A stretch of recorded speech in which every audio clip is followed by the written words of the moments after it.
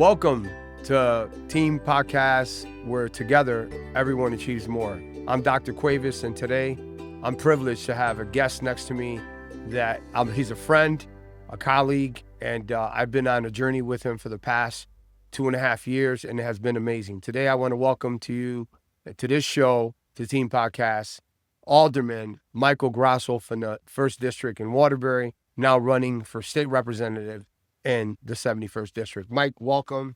Thank you for being here today. Thank you for having me. Yeah, and Mike, today I kind of bring you on for folks that don't know you, right? I know a lot of folks do know you, but there's a few out there that may not know enough of you. And what I like to do sometimes is bring candidates on to talk about their personal experience. What's the journey like? People vote and don't know what they're voting for. People know that there's people involved in politics, local politics, state politics, national politics, but don't really know their role. And people are afraid to get engaged at times because they don't know what it takes. And what I tell people is that sometimes it's just the average guy that really makes a difference, because you're having that lived experience of the struggles that the regular people are having.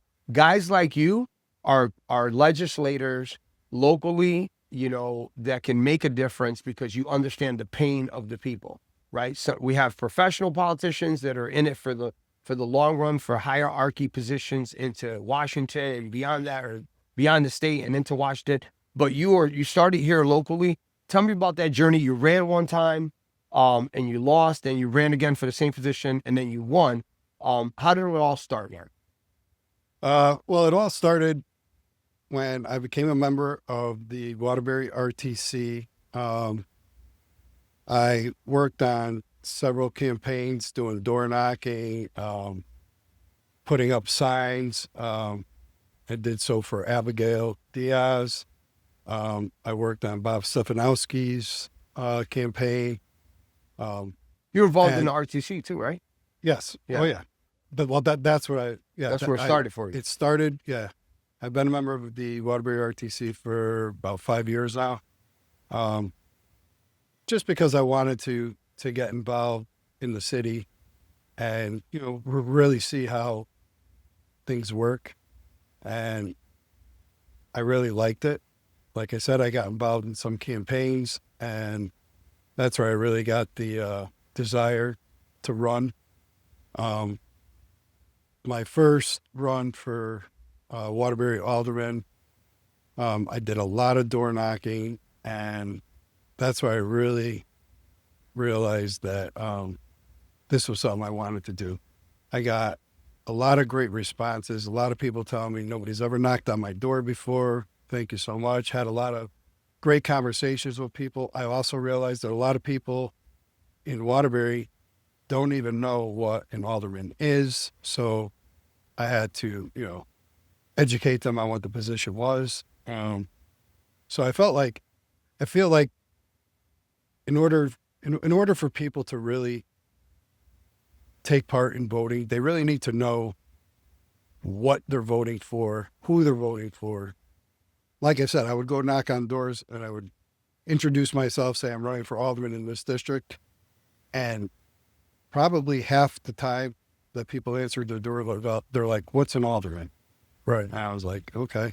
So I had to explain to them, you have the mayor, and we are the buffer between you and the mayor. We're the voice from the constituents to the mayor.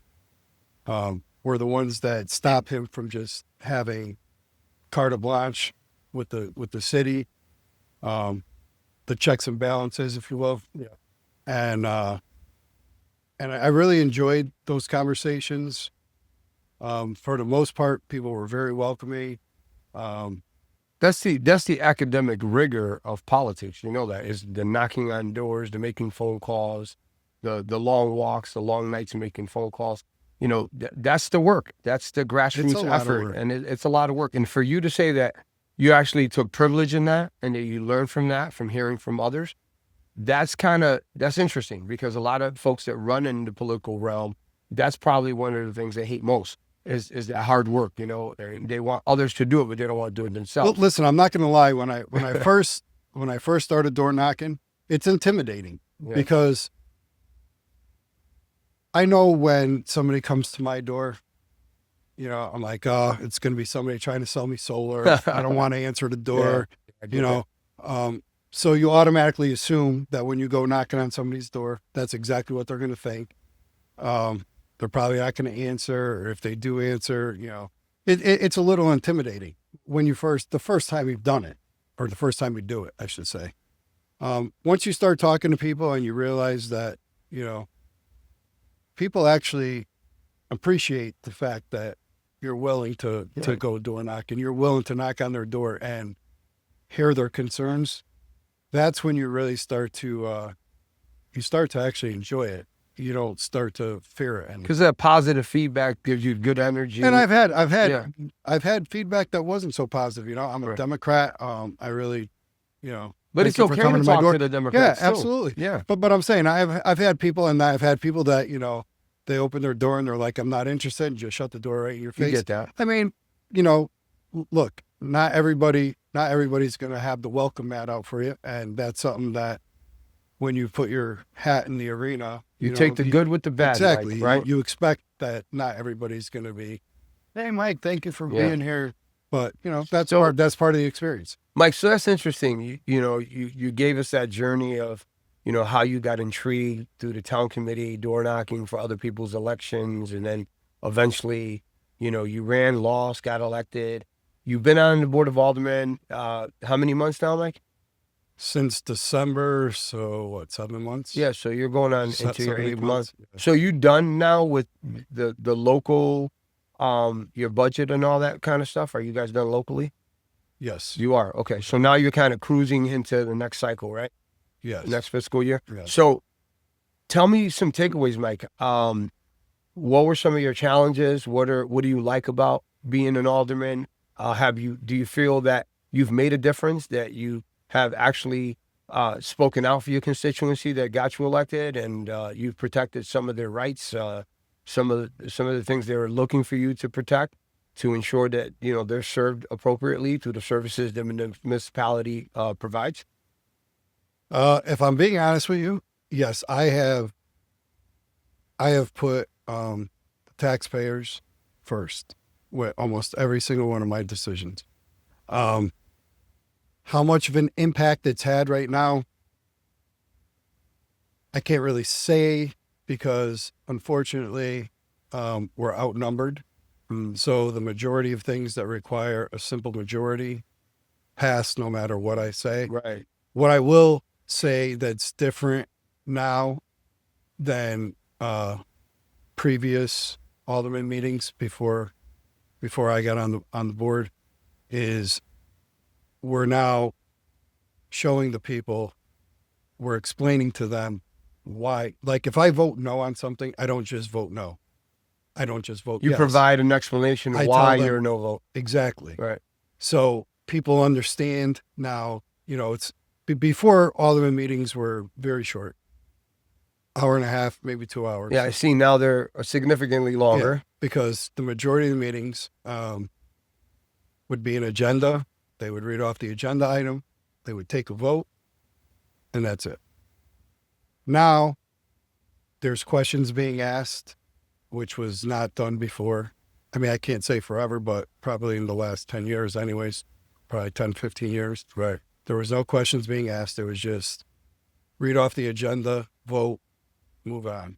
Now your alderman meetings are going 4 to 5 hours because there's several of us on there who are willing to ask questions, and we don't rubber stamp.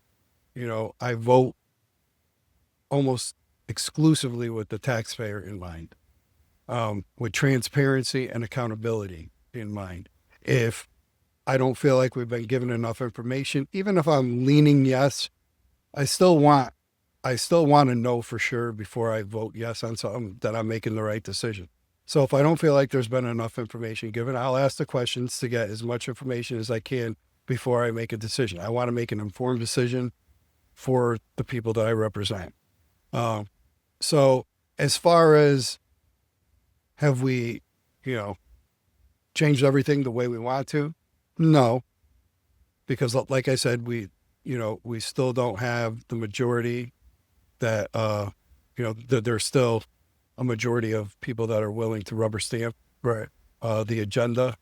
But now you have people, including myself, who are willing to ask questions Yeah. and let the people understand what these votes are about and what the implications are if we vote yes or vote no. Well, that's that's interesting, and that's kudos to you and those that are asking questions. I've watched a few Board of Alderman meetings, and it becomes contagious, right? So I've seen some Democrats now starting to ask some questions, which is good. Yeah. So it's good It for the is. people. It really is. It really allows dialogue for people who pay taxes to understand. The other thing that I've noticed at the Board of Aldermen is that in particular topics, there's been a lot of public speaking, hundreds of people showing up for whatever issues they are. I know you took the lead in the water crisis. I saw you on TV. I saw you out there with Alderman Zimmerman. I saw you delivering water. People need to know that you took on this role, but you didn't just take on this role to have a title. You took on this role to make a difference. And Mike, I appreciate you for that, and a lot of people in your district do too, because you're a visible leader. That leads me into where you are right now. So you had your test, you tested the waters, you lost. And I look at politics like a sporting event. You win some, you lose some. Yeah. And sometimes when you lose, you want to come back the next year and win the championship, right? And I knew right away as soon as I lost, I was going to run. Right, and that's great. And so you had that fight in you. You came back and you addressed your shortfalls. You win. You're an alderman. You're doing the job. You're being attentive and you're participating. And now state rep, right? State rep is a leap from where you're at. Now you're going to represent not only your district, you're going to represent the state. So decisions that you make not only impact the folks in your district, but impact the state. So that being said, Mike, I got to ask you some tough questions, and I'm going to ask other candidates that I bring on. Bill Pizzuto was the the president of UConn for some years. He lives in Middlebury, and just for the listeners out there, Mike's district for state representative, and correct me if I'm wrong, it's a sleeve of Town Plot and all of Middlebury. And Country Club. And Country Club, right. So he's a Middlebury resident, you're a Town Plot resident. Does that matter? We'll find out, right? I certainly know one thing, that I've seen you on a couple of talk shows, I've seen you in a couple of interviews, and one thing that you've made a point of emphasis is that Bill Pizzuto is not really present in a lot of things throughout the course of the year. And I have to tell you that from a helicopter point of view, I will have to, kind of agree with you there. Don't see him around Waterbury much. Don't see him. The visibility in his leadership is nil. I never said he's a bad guy. I think Bill's a nice guy. I know him professionally.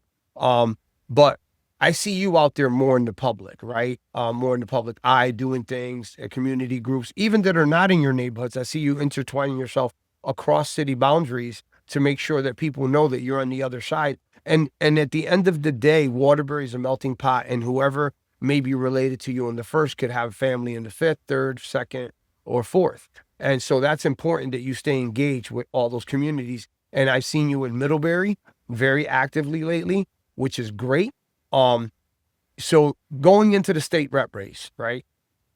I have to ask you, what can you do different, and what will you do different than Bill's doing right now? And I'm not talking about legislation. I'm talking about leadership. I'm talking about his involvement with his community. So just look at the title, state representative. You represent a district, all right? In order to effectively represent a district, you have to be in that district. You have to be talking to the people in that district to know what it is that their concerns are, what they're happy with, what they're not happy with, what they need more of, what they don't need, everything. You have to have the pulse of the people that you represent. Yes, I like that. You have to have the pulse of the people. That's pretty good, Mike. Like, I'm gonna quote that page. you're right that your decisions affect the entire state. There's no doubt about that. But to effectively legislate for your district, to effectively represent your district, you have to have the pulse of the people. You have to know what it is that their concerns, what's their major concerns. So you could fight for things for them. Let's say, so I work a lot with Amanda Solis, from Mr. C's. Yeah, for autistic children or right. something. Yeah. So when I'm up at the state, if there's any kind of funding that I can get for autism, yeah, I will seek that out. So besides voting on bills that affect the entire state, you don't go up there just to vote yes or no on bills. You go up there to fight for your district and for what the people in your district need. Amanda has been wonderful with autism in the city of Waterbury. In a very short period of time, she's really put autism on the map in Waterbury. And if elected, I'll go up there and I'll fight for funding to get for autism in the city of Waterbury. In Middlebury, whatever it is that the people in Middlebury are concerned about or need more of, I will be there to hear those concerns, those needs, and then I'll go up to Hartford and I'll look for ways to address those needs.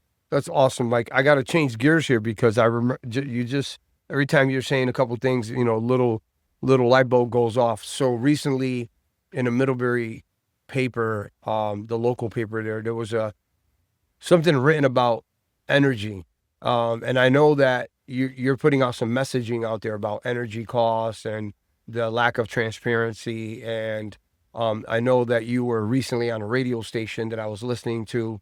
And you were talking about a bill that you might propose, and I know it's pretty lengthy in nature, but to summarize it, right? Because we don't have all that time. But in terms of energy, Mike, and some of the concerns of some of the folks in Middlebury, we know that in Middlebury population, there's a significant number of folks that are retired, that are living on fixed incomes and stuff like that.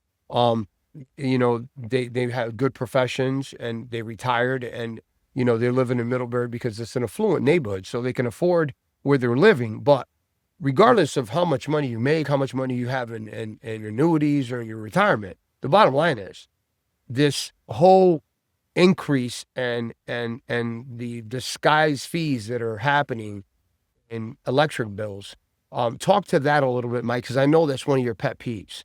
Connecticut has the second highest electric rates in the country. I believe the only state that has higher electric rates is Hawaii, and it's an island. All right. In the contiguous 48 states, we are the highest electric rates.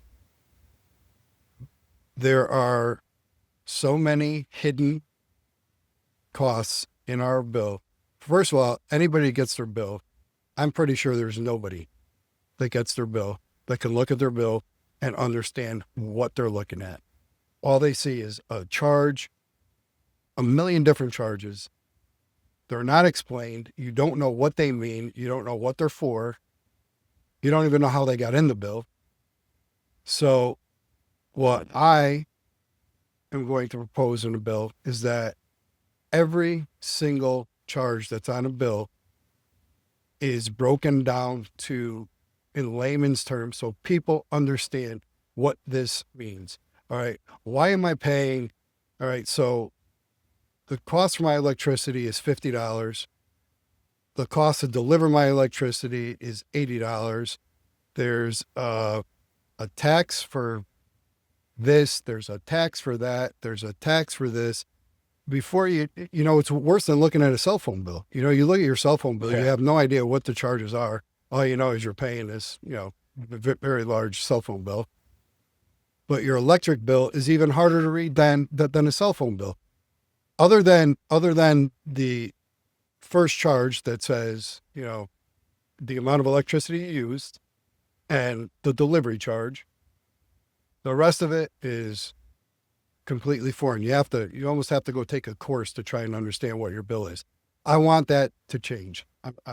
I want your bill to be broken down so that you know exactly what every charge is, why that charge is on your bill, and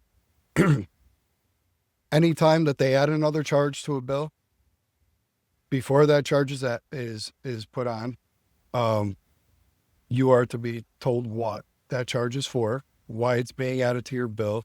That's only fair to people. And then people need to be held accountable in the state. All right. So who proposed this? Who proposed this additional tax to the bill? Because I feel like our EverSource bill, or our electric bill, I should say, has just become a hidden source of taxes. That they say, all right, you know what, we can't really tell them that we're going to tax, we need more taxes. So we're just going to add something to their bill. A different way to massage because it. But there's they're so still many things charging on the a bill people, yeah. that there's so many charges on a bill that people don't even look at the bill anymore. They just look at the bottom line. All right, I owe $400. There's so many different things on there that people don't understand, that trying to read it is impossible. So people don't. So you could sneak in as many different taxes as you want in there because people can't itemize that bill. Right. You have to be Einstein to itemize that bill. So I want to make it so that you know exactly what every single charge is, why that charge is on there, and then who proposed those charges. I like that, Mike. And that's all about accountability and transparency, to your point. That's one of your platform items, is about being transparent and accountable. And a lot of times, as you indicated, things happen throughout the state, and without any, previous notice, all of a sudden things are happening because people don't follow it either. That's the other thing. People don't follow the average, mom and pop folks that are living on fixed incomes, or, middle class people. They don't follow. They're just working hard, paying their bills. And all of a sudden you see these increases that don't make sense. And they're having to work more hours. They're having to work harder. It doesn't equate. Right. It doesn't equate. It doesn't equate, yeah. That they don't have time to look at a bill and try to decipher it, Yeah. They're too busy working, trying to raise a family, and, balance, it's a balancing act. And, the people I talk to when I'm out there talking, they're working harder than they ever worked before, and they feel like they're getting further and further behind.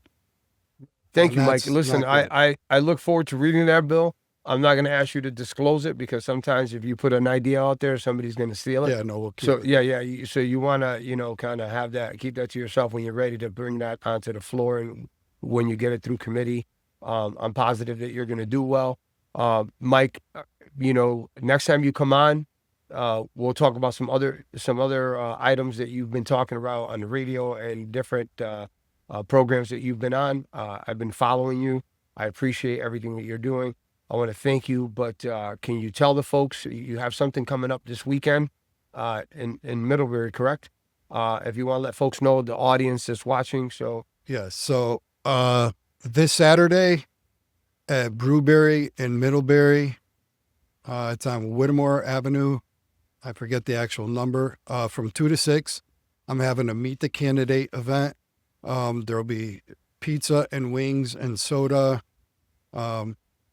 Any other beverages you want, you can buy there. But there will be pizza, there will be wings, and I'll be there to answer any questions, any concerns, anything you want to know about me.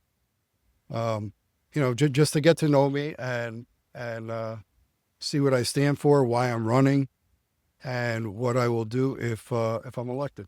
Perfect, Mike. Thank you very much. I appreciate it, and look forward to seeing you to the finish line, my friend. Thank you. God bless. Appreciate it. Thank you. Dr. Victor Quavis here in T.E.A.M podcast. We're together. Everyone achieves more. Look forward to seeing you again, Mike. Again, I ask any candidate they want to come on and talk about any of the issues and their run for state rep, congressional races. Anybody wants to come on, please call me, reach out. We'll have a good time here, just sharing some of your ideas, your ideology, and letting the folks know who you are. Again, Michael, thank you. Thanks, Vic.